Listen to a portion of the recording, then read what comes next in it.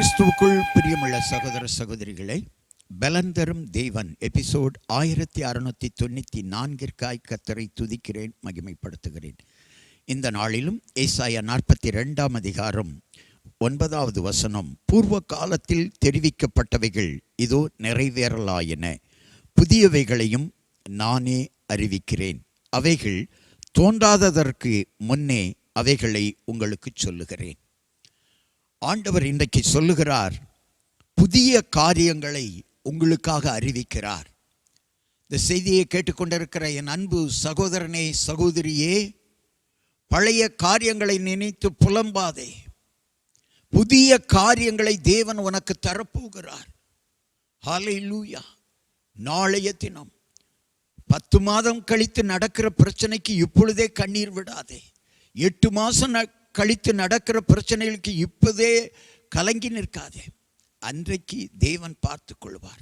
அதினதின் காலத்தில் நேர்த்தியாய் செய்கிற தேவன் உன் தேவை வருவதற்கு முன்னமே உனக்கு உதவி செய்து விடுவார். கலங்கி விடாதே, கலங்கி விடாதே. தேவைகளை நினைத்து திகையாதே, கலங்காதே. வேதம் சொல்லுகிறது, புதியவைகளை நான் உனக்கு அறிவிக்கிறேன், புதிய காரியங்களை உனக்கு தெரிவிக்கிறேன்.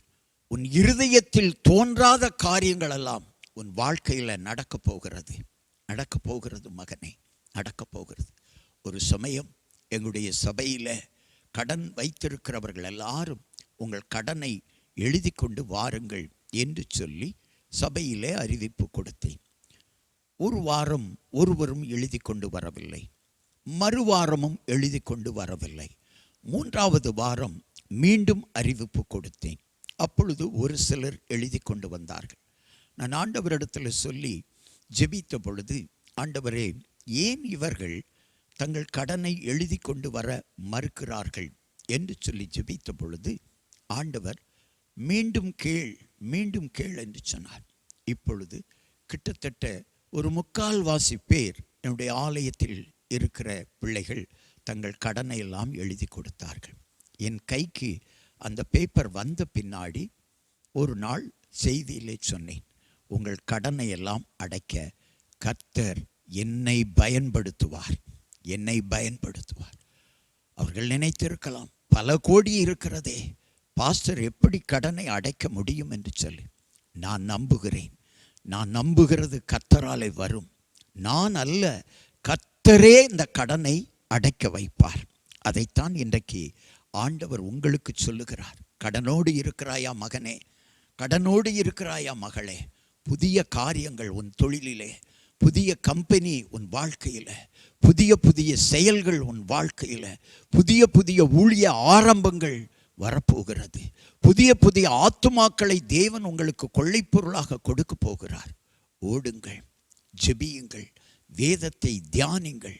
தீவுகள் வேதத்திற்கு காத்திருப்பதைப் போல நீங்கள் வேதத்தை கை கொண்டு ஜெபித்து தேவனிடத்திலிருந்து புதிய காரியங்களை பெற்றுக்கொள்ளுங்கள்.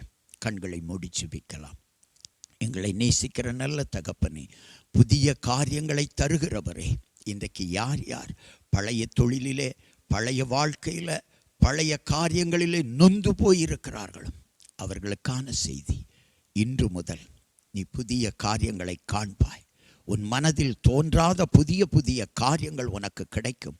உன் மனதில் தோன்றாத புதிய புதிய தொழில்களை கர்த்தர் உனக்கு தரப்போகிறார். புதிய வியாபார எல்லைகளை தரப்போகிறார். புதிய கடைகள் உனக்கு கிடைக்கப் போகிறது. புதிய புதிய வீடுகளை நீ கட்டுவாய். ஹல்லேலூயா, ஹல்லேலூயா, க்ளோரி டு லார்ட். புதிய காரியங்கள் உன் வாழ்க்கையில் நடக்கும். நீ தேவனிடத்தில் கேள் மகனே, கேள் மகளே, புதிய காரியங்களை நீ காண்பாய். இயேசு கிறிஸ்துவின் நாமத்தில் ஜெபிக்கிறேன் பிதாவே, ஆமென், ஆமென்.